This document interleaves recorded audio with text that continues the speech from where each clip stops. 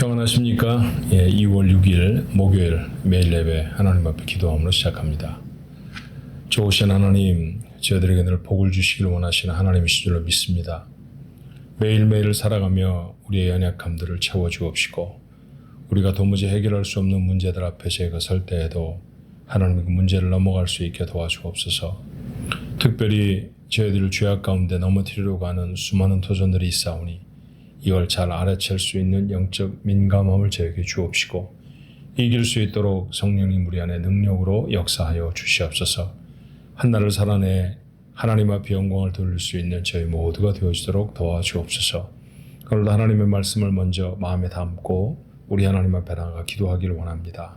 간절한 마음으로 주의 말씀 앞에 서오니 하나님 저에게 말씀하여 주옵시고 저희들에게 주시는 말씀이 오늘 한날을 살아갈 힘이 되게 하옵소서. 예수님의 이름으로 간절히 기도하옵나이다. 아멘. 찬송가 542장입니다. 구주 예수 의지함이. 함께 찬송합니다.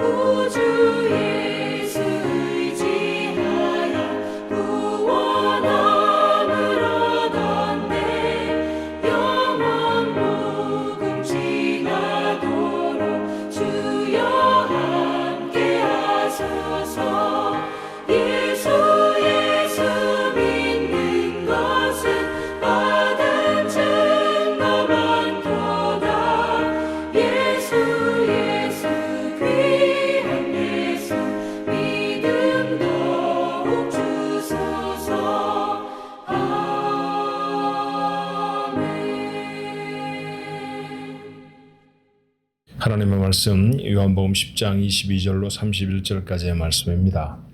요한복음 10장 22절로 31절의 말씀 한 목소리로 같이 읽어볼까요? 예루살렘에 수전절이 이르니 이는 때는 겨울이라. 예수께서 성전한 솔로몬 행각에서 거니시니 유대인들이 애워싸고 이르되 당신이 언제까지나 우리 마음을 의욕하게 하려 하나이까. 그리스도이면 밝히 말씀하소서 하니 예수께서 대답하시되 내가 너희에게 말하였으되 믿지 아니하는도다. 내가 내 아버지의 이름으로 행하는 일들이 나를 증거하는 것이거늘 너희가 내 양이 아니므로 믿지 아니하는도다. 내 양은 내 음성을 들으며 나는 그들을 알며 그들은 나를 따르느니라. 내가 그들에게 영생을 주노니 영원히 멸망하지 아니할 것이요 또 그들을 내 손에서 빼앗을 자가 없느니라. 그들을 주신 내 아버지는 만물보다 크심에 아무도 아버지 손에서 빼앗을 수 없느니라. 나와 아버지는 하나이라 하신데 유대인들이 다시 돌을 들어 치려 하거늘. 수전절이라고 하는 조금은 생소한 절기가 오늘 본문의 시작의 말씀이지요. 수전절은 성탄절 즈음에 있는 유대인의 명절입니다. 한때 유대 땅을 지금 시리아 지역을 다스리던 왕국이었는데 그 수리아 왕국이 크게 발흥해서 그래서 유대를 다스렸던 때가 있었죠. 조금은 강압적으로 다스렸던 시절이었습니다. 그때 안티오코스 4세라고 하는 수리아의 황제가 좀 심각한 이스라엘 백성이 생각할 때에는 그런 그 압박을 했는데요. 특별히 백성들을 핍박하는 것은 물론이지만 더 나아가서 성전을 훼손하게 되는 것이죠. 성전에 들어와서 되지 아니하는 물건들을 들여온다든지 그곳에서 제물로 드릴 수 없는 성전에서 드릴 수 없는 그런 예배들을 그런 제사들을 성전 안에서 이방신들을 섬기며 했다든지 하는 그런 불경한 인들이 유대인들의 마음에 분노를 자아내게 됩니다. 그래서 마카비라고 하는 마카베오스, 마카비 이런 여러 가지 좀 다양한 종류로 불리워지는 사람인데 저는 마카비라고 부르겠습니다. 이 마카비라고 하는 제사장의 가문이 아들들과 함께 일어나서 혁명을 일으키죠. 기원전 167년쯤에 그 혁명은 성공하고 그래서 유대는 한 100여 년쯤 독립국가의 지위를 갖게 됩니다.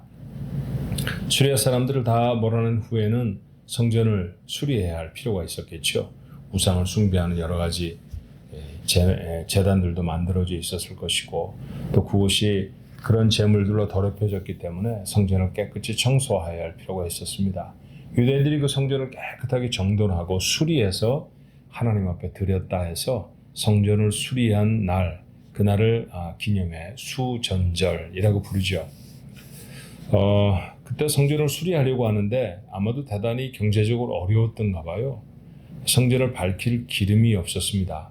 딱 하루치밖에 기름이 없었는데 놀랍고도 기적적인 역사가 일어나서 7일 동안 불을 밝힐 수 있었다라는 전승이 내려옵니다.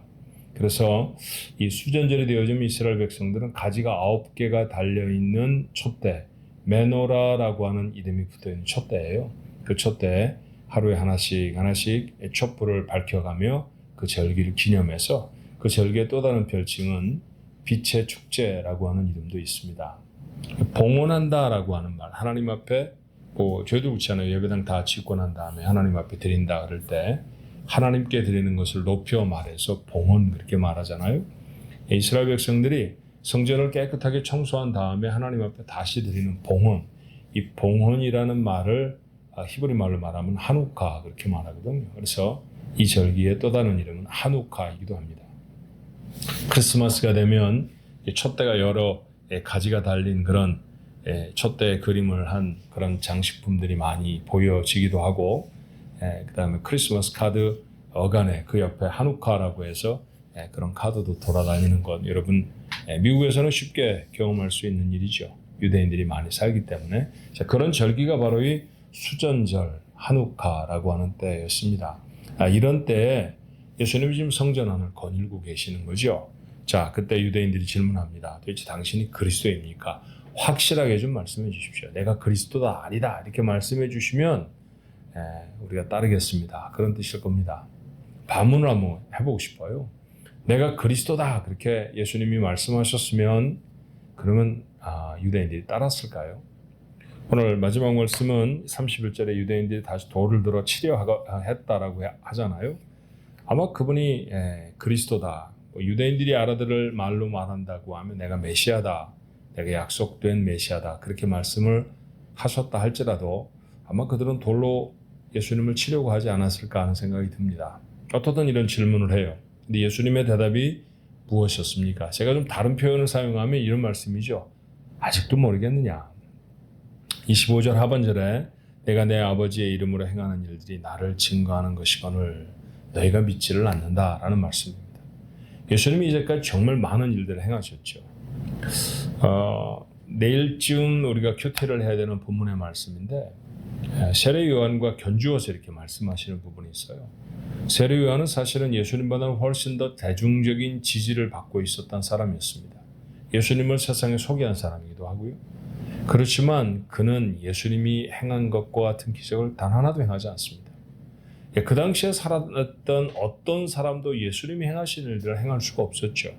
예수님만 하실 수 있는 일이었습니다. 그건 뭘 말하는가요? 하나님으로부터 보냄을 받은 자, 곧 하나님의 아들이시고 하나님이신 분이 예수님이라고 하는 사실을 세상에 증거하는 거죠. 사람들이 목격을 합니다. 정말 많은 기적들을 목격했는데도 그런데도 믿지 않습니다. 이유가 있었죠. 왜 그렇다고 말씀하나요? 26절의 말씀에 너희가 내 양이 아니므로 믿지 아니하는도다. 너희가 내 양이 아니므로 믿지 아니하는도다. 환경은 충분히 조성되어 있지 않습니까? 저들이 지금 명절을 지나가요. 성전을 깨끗이 하고 그래 성전에서 하나님께 드리는 제사를 드리게 된 날을 기념해서 수전절, 하누카라고 하는 절기를 지나지 않습니까? 예수님이야말로 성전을 정결케 하시지 않았나요? 오셔서 그곳에서 새를 팔고 재물을 파는 사람들을 하나님 앞에 드려지는 예배와는 아무 관계도 없이 조금도 그런 곳에 마음을 쏟지 않는 사람이 단지 자신의 주머니만 불리려고 장사하는 모습을 보고 예수님은 분노하셔서 그들을 다 내쫓으셨습니다. 성전 정화라고 하는 소제목이 붙어있는 말씀이 바로 그 말씀이죠. 자, 백성들이 그걸 다 보았습니다. 수전전에 무슨 생각을 해야 했을까요? 이분이야말로 성전을 정결케 하시는 분이다 라고 하는 사실을 알게 되지 않았을까요? 자, 마카비라고 하는 제사장이 혁명을 일으켜서 잠시 동안 유대인들은 자유를 얻을 수 있었습니다. 예수님이야말로 세상에 오셔서 묶인 자들을 풀어주는 자유를 선포하셨던 분 아니었나요? 그렇죠. 38년 동안이나 알아있던 사람은 병에 묶여있는 사람이죠. 근데 태어나서 한 번도 앞을 볼 수 없었던 소경이라고 하면 그의 장애가 그를 묶어놓은 사람입니다. 그런 사람들을 다 풀어내시잖아요. 그런 사실을 보여주시며 내가 빛이다, 내가 너희들에게 생명의 떡이다 이렇게 말씀을 해주셨는데도 사람들이 믿지를 않습니다. 분명히 여러 정황을 통해서 예수님이 예수님 되심을 선언했는데도 그들이 예수님을 믿지 않았던 이유, 그 까닭을 주님은 내 양이 아니기 때문이다 말씀하세요. 자, 택한 자가 아니다라는 말씀이죠. 오늘 이 말씀을 통해서는 구원에 대한 중요한 가르침을 몇 가지 받게 됩니다. 그 첫 번째 가르침은 하나님이 택하신 자가 하나님을 따르고 예수 그리스도를 믿게 됩니다. 우리가 주님을 믿었을 때 믿음이라는 행위가 내 안에서 시작된 것처럼 생각이 되기 때문에 내가 믿은 거야. 여전히 이 믿음이라는 주체가 나로 생각하기가 쉽죠. 근데 그렇지 않다는 거예요. 그 믿음을 갖게 되어진 가장 중요한 이유가 무엇이냐 하면 하나님이 나를 선택하셨기 때문이죠. 이 사실을 아는 바울이 우리에게 뭐라고 말합니까? 그 믿음이 우리 속에서 내가 동원을 해서 이렇게 낸 것이 아니라 하나님으로부터 온 선물이라고 말하지 않습니까? 오늘 우리가 매일 예배라는 것을 통해 하나님 앞에 나가 예배하는데 우리 속에 믿음이 있기 때문입니다. 이 믿음이 바로 하나님에게로부터 온 하나님의 구원의 선물이라는 거죠. 예배할 때마다, 기도할 때마다 우리가 어떤 특별한 예수님을 기억하고 하나님을 기억하는 신앙적인 행위를 할 때마다 우리 속에 확인되고 기억되어야 할 것이 있다고 하면 하나님이 나를 택하신 은혜를 베풀어 주셨구나 라고 하는 사실입니다. 두 번째는 이렇게 받은 구원이 변하지 않는다는 거예요. 28절의 말씀은 이렇죠. 내가 그들에게 영생을 주노니 영원히 멸망하지 아니할 것이요 또 그들을 내 손에서 빼앗을 자가 없느니라. 당시에는 악한 영들이 상당히 많았던 때였습니다. 사실은 지금도 교묘하게 모양을 바꾼 악한 영들의 도전과 사건들은 참 많아요. 조금 이 경제적으로 어렵고 문화가 발달되지 못한 곳에서는 훨씬 더 사탄의 이 도전이 원색적으로 나타나게 되고요. 그 다음에 문화가 좀 발달하고 살기가 좀 넉넉한 나라에는 교묘히 모양을 숨겨서 우리에게 우리의 가까이에 있죠. 예를 들면 정말 사탄스러운 게임들이 많거든요. 정말 사탄적인 음악도 굉장히 많고요. 사탄적인 문화가 많습니다. 사람들은 문화인 줄 알아요. 오락인 줄 압니다. 그런데 그런 것에 쭉 빠지다 보면 정신을 놓아버리고 온전한 사람의 모습을 갖지 못하는 경우가 참 많지 않습니까? 그러니 어떤 것을 불구하고 어떤 시대를 막론하고 사단의 도전은 늘 있습니다. 당시에 그랬다는 거죠. 그래서 사람들은 생각합니다. 하나님이 나를 선택하셨다 할지라도 혹시 사탄이 나를 빼앗아가는 것은 아닐까라는 생각을 하게 되는 거죠. 예를 들면 내가 예수를 잘 믿고 난 다음에도 우리의 삶에 무슨 큰 실수를 하거나 하나님 앞에 부끄러운 일을 한다고 하면 하나님이 나를 버리셨나 봐. 나는 구원받지 못했나 봐. 라고 생각할 때가 있는 것이죠. 그런데 오늘 성경은 뭐라고 말합니까? 우리의 연약함에 하나님이 주시는 구원이 관계하지 않는다는 거예요. 도리어 우리가 연약하면 연약할수록 사건과 사람들 여러 가지 상황들을 통해서 하나님은 우리의 믿음을 더 북돋우시고 더 강하게 하시고 하나님을 믿도록 도전하시지 그를 실어 버리시는 분은 절대로 아닙니다. 그러니 구원받은 믿음이 내게 있어서 오늘도 예배하는 우리들 속에는 이 확신이 분명히 있어야 될 거예요. 하나님이 한번 구원해 주셨으니까 절대로 잃어버리시지 않는데 그러니까 내 마음대로 살지. 사실은 그것은 아닙니다. 왜냐하면 구원에 관한 세 번째 가르침은 이거죠. 27절입니다. 내 양은 내 음성을 들으며 나는 그들을 알며 그들은 나를 따르느니라. 그렇죠. 예수님이 선택하신 양, 예수님이 구원하시려고 하시는 양, 그 양들은 반드시 주님의 음성을 듣게 됩니다. 그리고 그의 말씀을 따르게 되는 거죠. 오래전에 시내산을 방문한 적이 있어요. 시내산은 워낙 높고 험한 곳이라 한참 등반을 해야 되는 곳인데 다리가 고단한 것도 있지만 또 중동지방에서 체험할 수 있는 특별한 이색적인 경험이기도 해서 낙타를 타고 올라가는 사람들이 제법 됩니다. 저도 낙타를 한 마리 탔죠. 그 낙타를 인도하는 몰입꾼이 있는데요. 그 특별한 입술 소리를 내더라고요.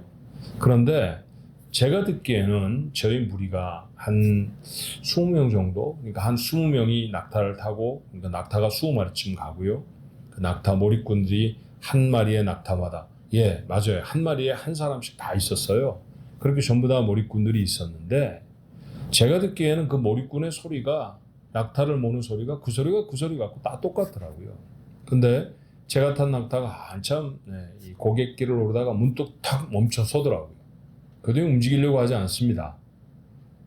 그랬더니 뒤에서 갑자기 제 낙타를 인도하는 사람이 뒤쫓아오다가 낙타의 소리를 내주는 거예요. 그러니까 다시 낙타가 움직이는 걸 보았습니다. 신기한 경험이었죠. 많은 다른 낙타 몰입꾼들의 소리가 있는데도 제가 탄 낙타는 제 주인의 소리만 듣더라고요.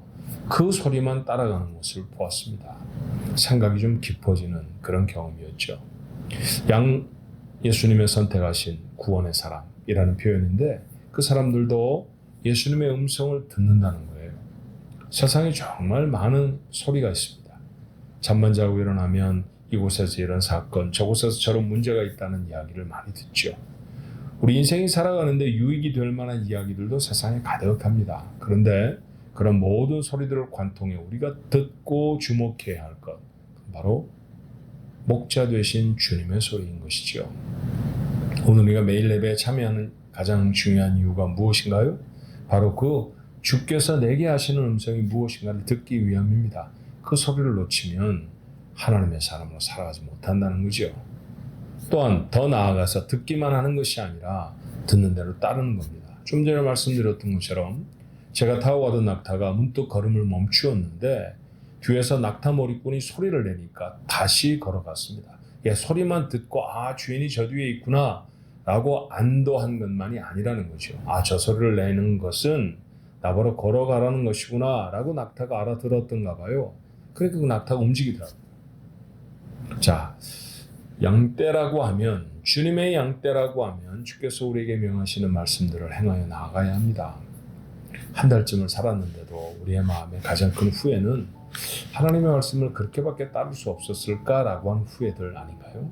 그렇다고 하면 다시 주신 시간 속에서 우리 하나님의 음성에 주목할 수 있어야 하고요.